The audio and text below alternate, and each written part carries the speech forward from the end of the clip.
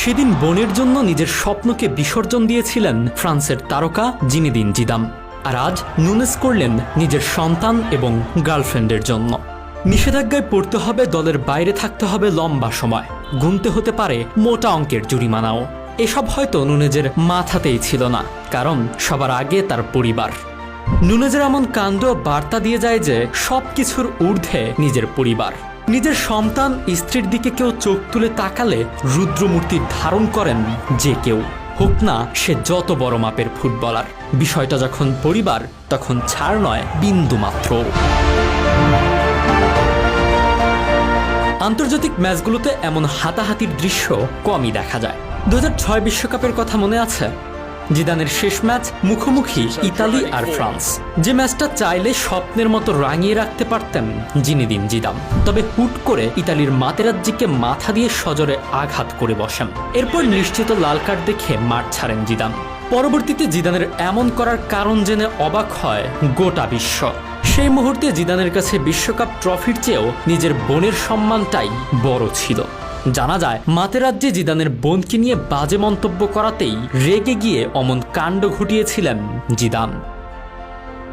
আর এবার জিদানের মতোই নিজের আপনজন পরিবারের প্রতি ভালোবাসা প্রকাশ করতে দেখা গেল উরুগুয়ের ফুটবলার ডারউইন নুনেজকে। পরিবারের প্রতি তার ভালোবাসার বহিঃপ্রকাশ নতুন করে সবাইকে মনে করিয়ে দিচ্ছে জিদানের 2006 সালের বিশ্বকাপকে। কোপার সেমিফাইনালে তখন সব শেষ হয়েছে। উরুগুয়েকে হারিয়ে ফাইনালে পৌঁছে গিয়েছে কলম্বিয়া।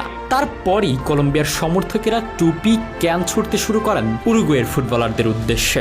মাথা গরম করে ফেলেন উরুগুয়ের ফুটবলার ডারউইন নুনেজ। সোজা গ্যালারিতে উঠে যান, এক সমর্থককে ঘুষি মারেন। সেখান থেকে ঘটনার সূত্রপাত ক্রমে তা বড় আকার ধারণ করে। বৃহস্পতিবার সকালে ম্যাচ শেষ হওয়ার পর মাঠ ছেড়ে বেরিয়ে যাচ্ছিলেন উরুগুয়ের ফুটবলারেরা। সে সময় কলম্বিয়ার সমর্থকেরা তাদের লক্ষ্য করে বোতল, টুপি সহ নানা জিনিস ছুটতে থাকেন। নুনেজ সে সময় গ্যালারিতে উঠে যান, এক সমর্থককে ঘুষি মারেন। নুনেজের সঙ্গে গ্যালারিতে ওঠেন হোসে মারিয়া গিমিনেজ এবং রোনাল্ড আরাউজো। তারা যদিও কোনো সমর্থকের গায়ে হাত তোলেননি। নুনেজ যখন সমর্থকদের সঙ্গে রীতিমতো হাতাহাতি করছেন, সে সময় তাদের থামানোর জন্য এগিয়ে আসেন পুলিশ কর্মীরা। তারাই ফুটবলারদের গ্যালারি থেকে বের করে নিয়ে যান। বৃহস্পতিবার মাঠে কলম্বিয়ার সমর্থক বেশি ছিল। অভিযোগ, তারা শুধু ফুটবলারদের আক্রমণ করেই থেমে থাকেননি, কটূক্তি করেন পরিবারের লোকজনকেও। নুনেজ যে স্ট্যান্ডে হাতাহাতিতে জড়ান, ওই স্ট্যান্ডে উপস্থিত ছিলেন নুনেজের বাচ্চা ও গার্লফ্রেন্ড। ম্যাচ শেষে উরুগুয়ের অধিনায়ক গিমিনেজ বলেন, খুব খারাপ একটা অবস্থা তৈরি হয়েছিল। কোনো পুলিশ কর্মী ছিল না, আধ ঘন্টা পর তারা আসলেন। এটা হতাশাজনক। আমরা নিজেরাই পরিবারের পাশে দাঁড়িয়েছিলাম। আশা করব আগামী ম্যাচে বাড়তি সুরক্ষার ব্যবস্থা করা হবে।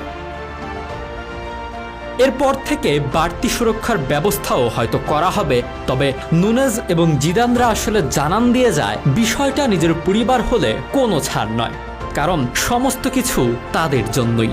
সব সুখ শান্তি যে ওখানেই।